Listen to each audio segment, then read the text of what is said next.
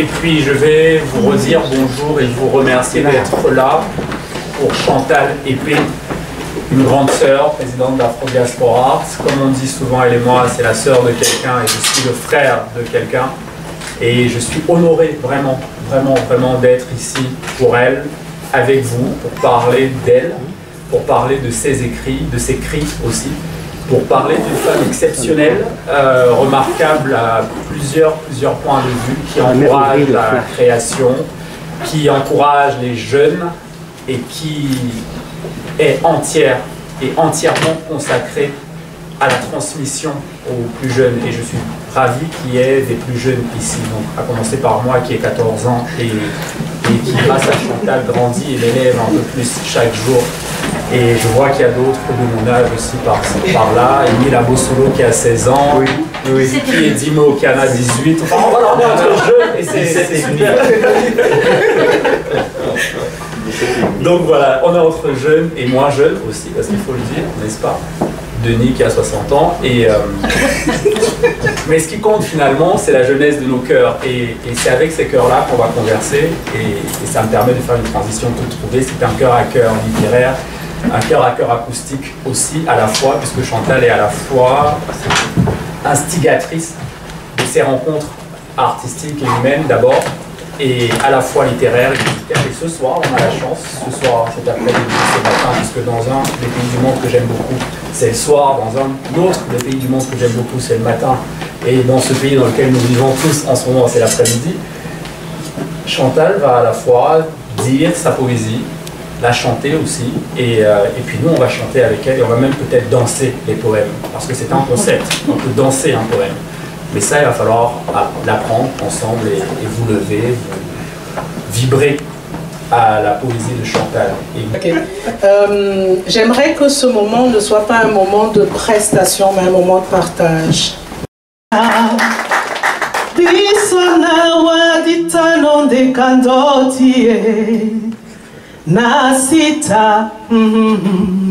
Je continue.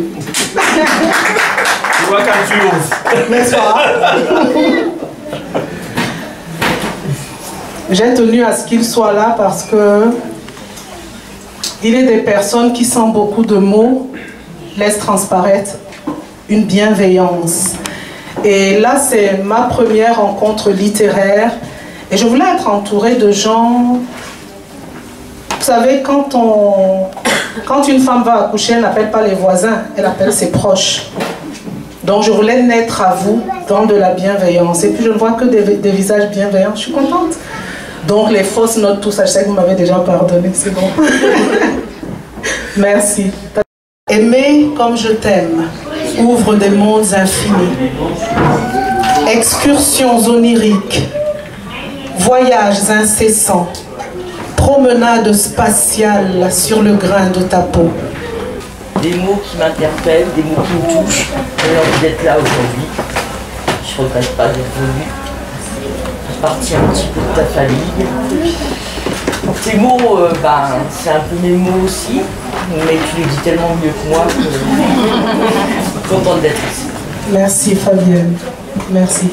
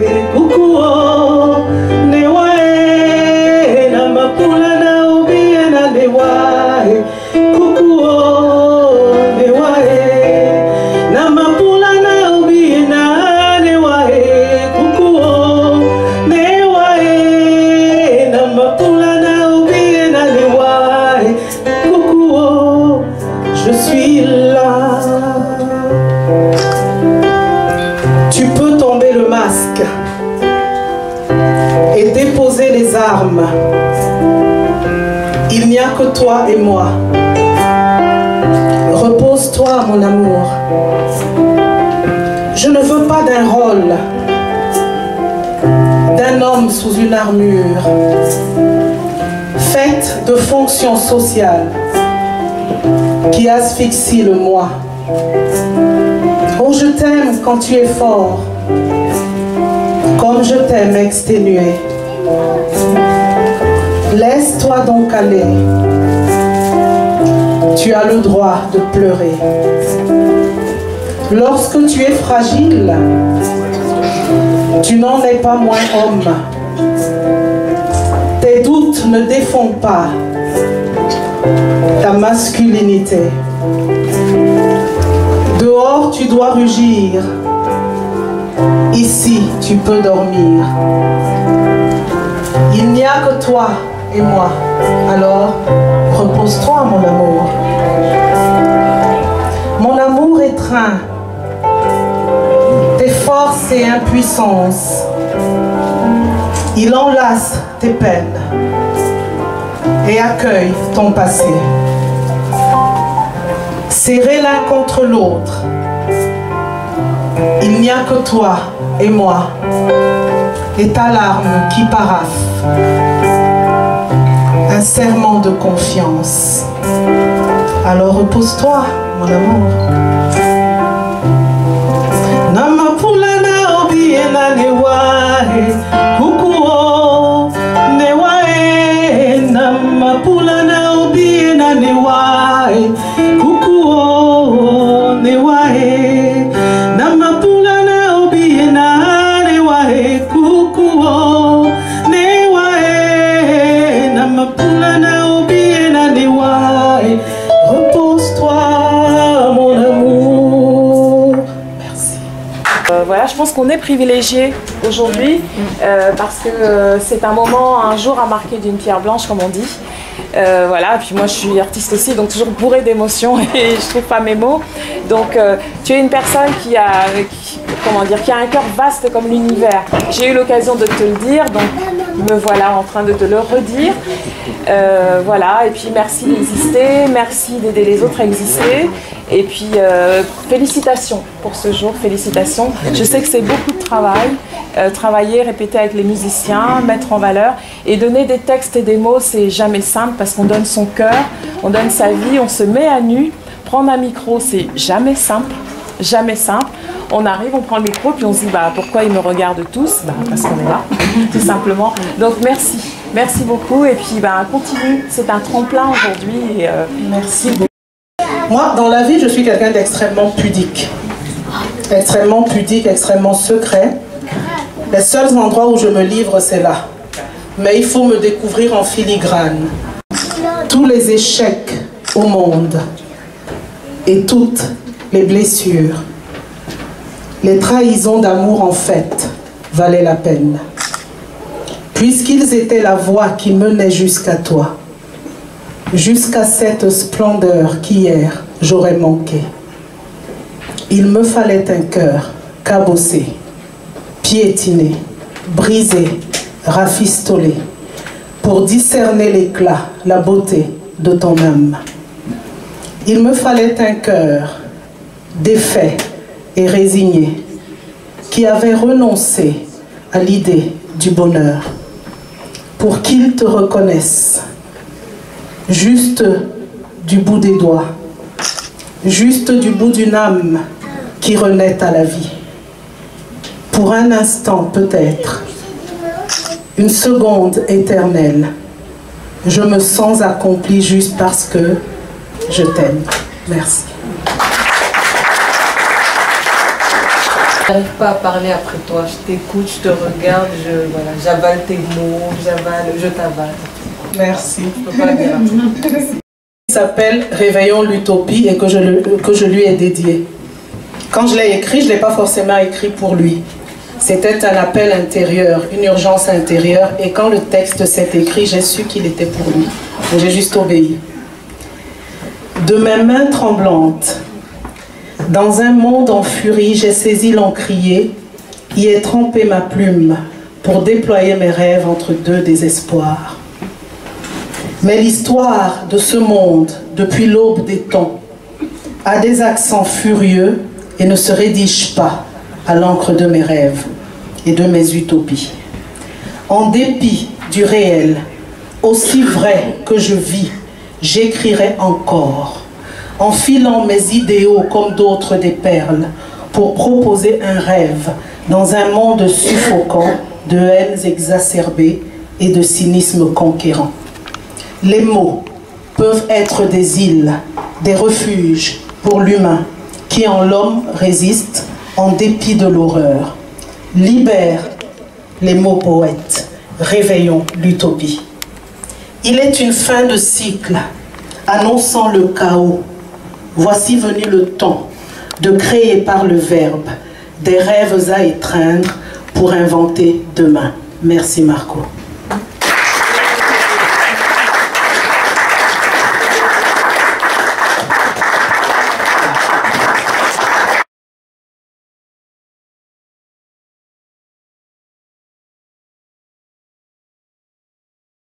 Et j'habite la résonance du monde, ma plume transporte l'écho humain, les mots de l'âme, les mots de l'homme, l'écume des jours, l'éclat des nuits, derrière l'écran, accro à cran, j'écris. Avec le cœur écrin d'amour toujours, j'écris. De la poésie comme d'autres plantent des arbres, de la poésie comme d'autres tentent l'impossible, de la poésie comme d'autres chantent de les possibles, j'écris. De la poésie afin que l'humain rallume enfin la lumière de ce siècle obscur. Oui, réveillons l'utopie. Merci Chantal Épée, et merci à vous.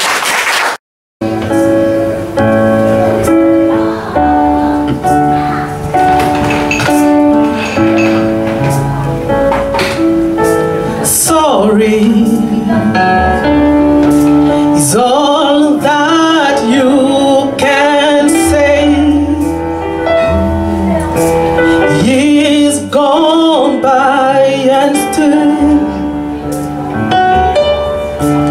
words don't come easily. Like sorry, like sorry. Forgive me is all that you can say. Years gone by and still words don't come easily. Like forgive me, yeah.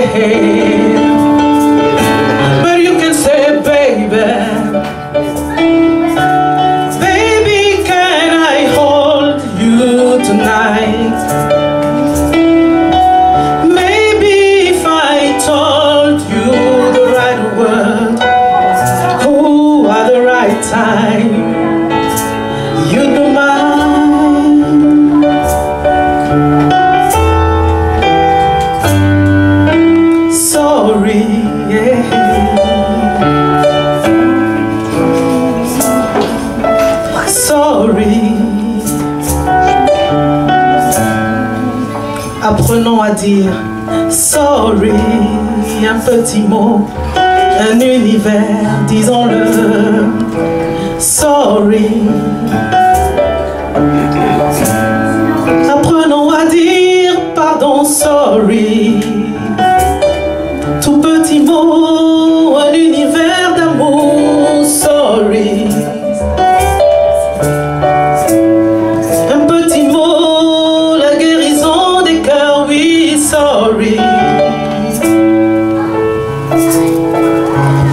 Apprenons à dire sorry, yes. Puis en fait c'est pour dire que je suis vraiment heureux d'être là aujourd'hui. Et comme disait la dame, c'est quand on écoute ce que tu dis, le fait d'ouvrir la bouche après, c'est les larmes qui coulent, on peut pas ouvrir la bouche après. Ça se ressent, ça m'a toujours surpris et aujourd'hui encore. Merci pour tout. Continue surtout. Promis, promis. Merci. Has anybody here seen my baby Michael? Can you tell me where he's gone?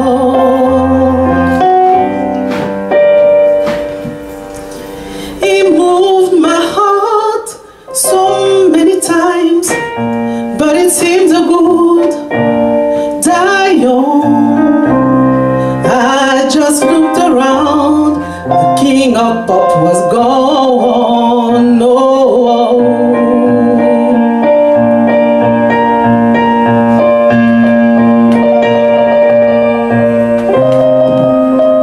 Ça s'appelle un attentat poétique.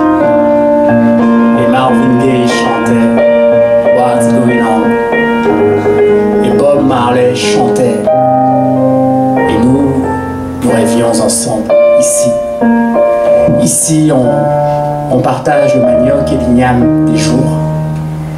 Les sourires vrais qui chantent de l'amour, le soleil de l'art, la clarté de l'âme, musicienne qui ose, toujours. Ici, ici comme ailleurs pourtant, la misère tutoie les petites jambes et les casas restent grandes ouvertes aux anges et aux passagers des vents, voyageurs à la recherche du temps et du sens perdu.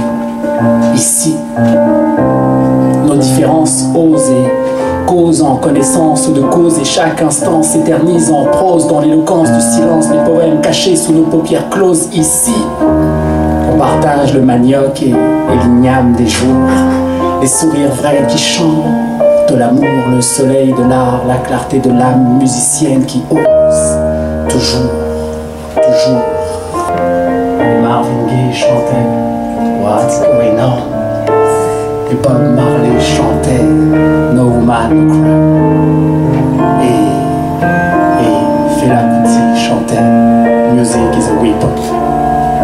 Et Chantal Épée chantait Nikason, Omunema, la somme, guitare. C'était un attentat poétique. C'était mon cadeau pour toi, Chantal.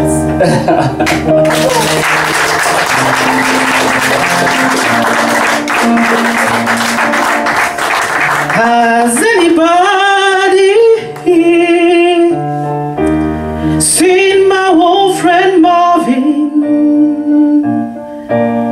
Can you tell me where he's gone?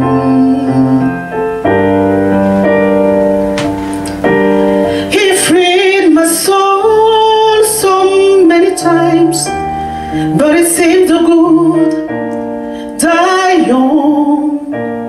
I just looked around, Marvin Gaye was gone.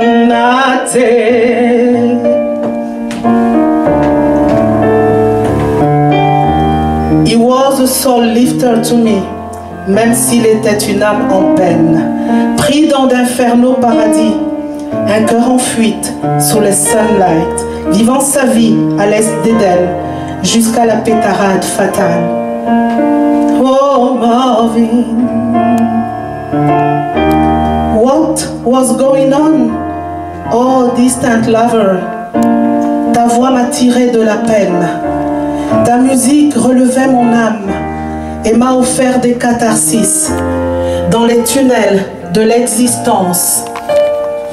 Merci. Elle m'a offert des catharsis dans les tunnels de l'existence. Marvin, he freed my soul so many times. Mais les tourments étaient sa geôle. My soul lifter was a lost soul.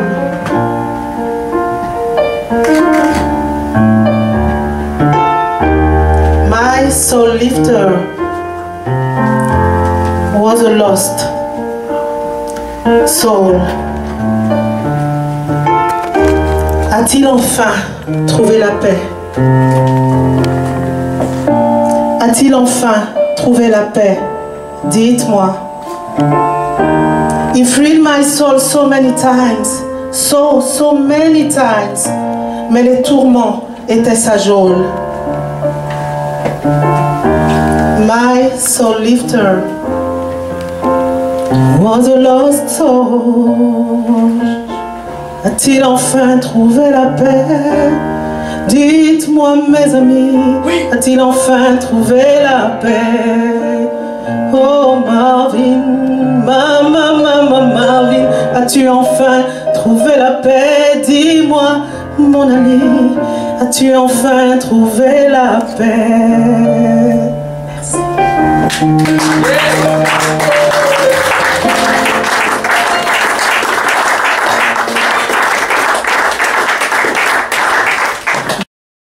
Si Marvin n'avait pas encore trouvé la paix, à partir de cette chanson, de ce moment, on peut dire qu'il l'a trouvée. Merci beaucoup.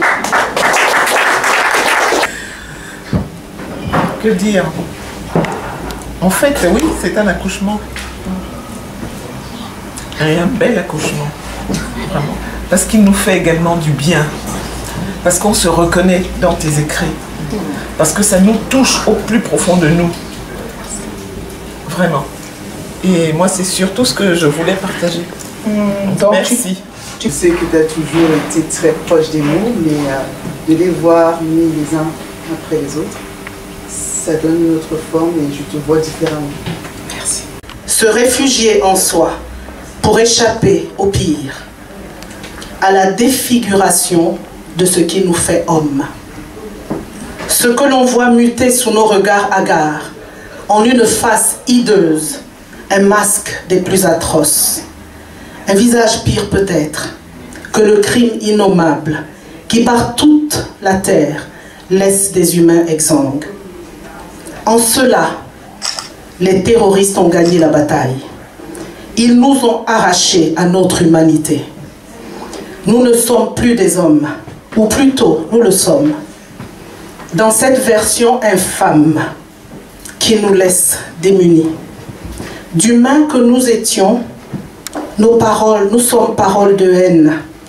Nous voici recréés à l'image des barbares, incapables désormais de compassion humaine pour ceux qui, selon nous, ne sont pas nos semblables. Séparés par le croire, le hasard d'une naissance, l'aléa d'un phénotype, d'une distance culturelle. Et puis moi, j'ai vécu quelque chose là tout à l'heure. J'ai été obligée de m'échapper. S'il est possible de s'échapper de soi-même. M'échapper pour ne pas fondre en larmes devant l'Assemblée. Parce que j'ai ressenti une émotion que j'ai rarement ressentie, et que je ressens encore d'ailleurs, en écoutant des mots. Et voilà, tes mots m'ont touché, tes mots me touchent, ton engagement, ton combat, tout ton être me parle, me touche. Et je vais m'arrêter là parce que sinon je vais vraiment pleurer devant vous. Et je risque de pleurer avec toi, donc je ne sais pas si c'était une bonne idée finalement. C'est pour ça que c'est bien qu'il y ait des mots. En tout cas, merci. Et, je suis vraiment heureuse d'être là parce que je vis quelque chose de très, très fort. Merci beaucoup. Merci. Claude. Voilà, tu es multidimensionnelle et je te remercie d'être toi et merci d'être ma presque sœur. Je suis pas camerounaise, mais je suis... Non, ma sœur, il n'y a pas de presque chez vous, c'est ma sœur. Vous savez, il y a des moments où vous avez l'impression que vous êtes comme une éponge. Et parfois, l'ultra-sensibilité est à la fois ma force et ma faiblesse. Je n'aurai jamais les mots pour vous dire les douleurs que parfois je ressens, rien qu'à regarder et à entendre. Il paraît que les artistes sont comme ça, donc je le suis peut-être un peu.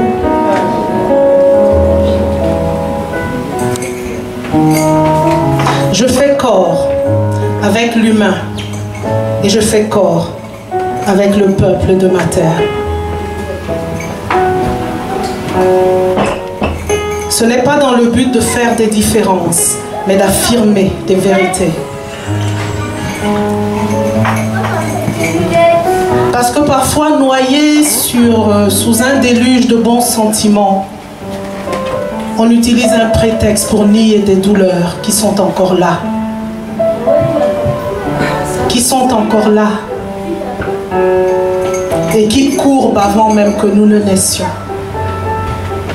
Des regards séculaires qui violent la dignité. Ils sont là. Faisons attention quand on fait certaines plaisanteries. Ce sont des viols de la dignité de l'autre au nom de l'humour. Tout n'est pas acceptable, en tout cas c'est mon point de vue.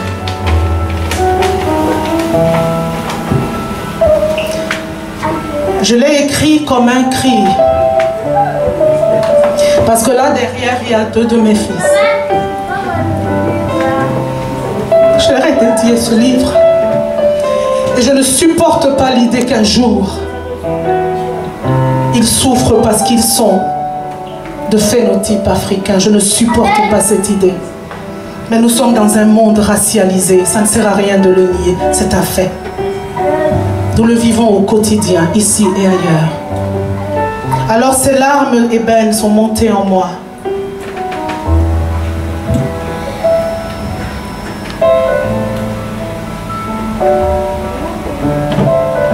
Et j'ai eu l'intuition que c'était un texte important.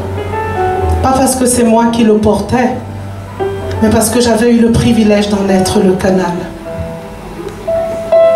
Qu'ai-je que je n'ai reçu? Je n'ai aucune arrogance sur des talents qui m'ont été donnés et qui peuvent être enlevés. Je me sens juste privilégiée de pouvoir mettre des mots sur vos douleurs que vous ne pouvez peut-être pas dire. Je me sens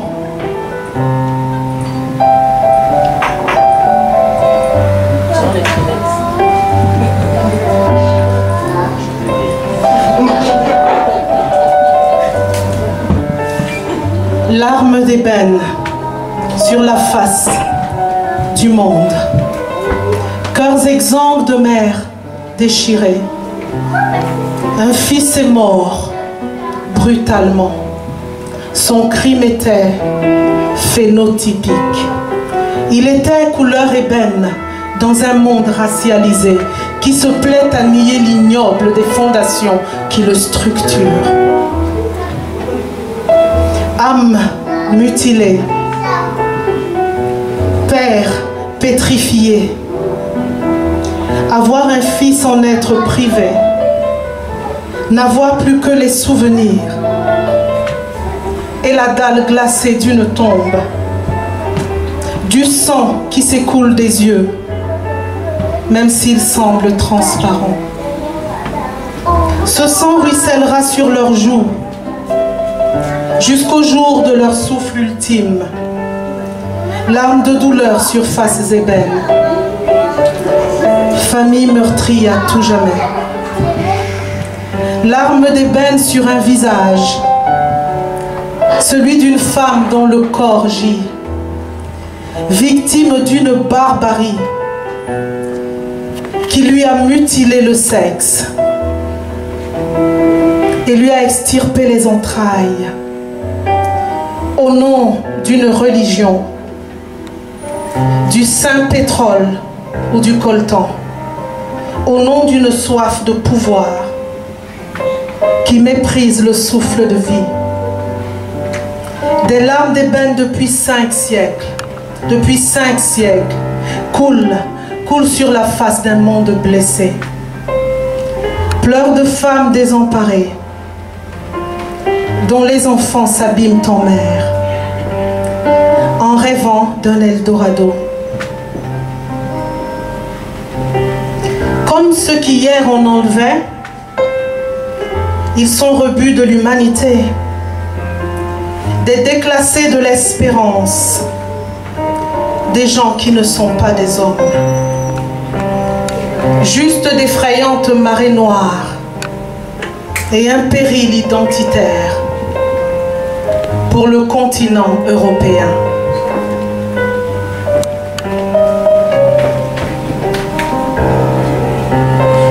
Leur liberté d'expression, crachat sur des visages de mères, parle de regroupement familial des Africains au fond des mers.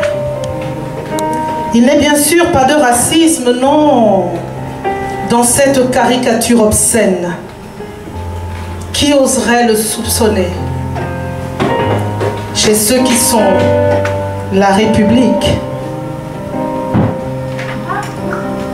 L'expression se doit d'être libre. Psalme dit-on dans les chaumières. Ils sont Charlie, je suis sous l'eau, avec des millions d'anonymes qui n'auront pas de sépulture.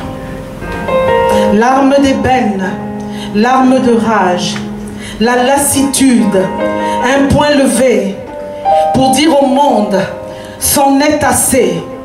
Ils sont Charlie, je suis sous l'eau, and I can't breathe. Merci.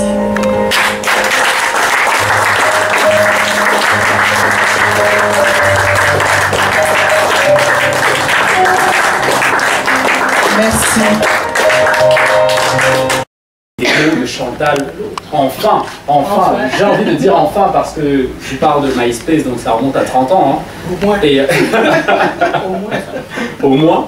Et ça fait des années, je ne suis pas le seul à avoir demandé à Chantal, mais quand est-ce que tu publies?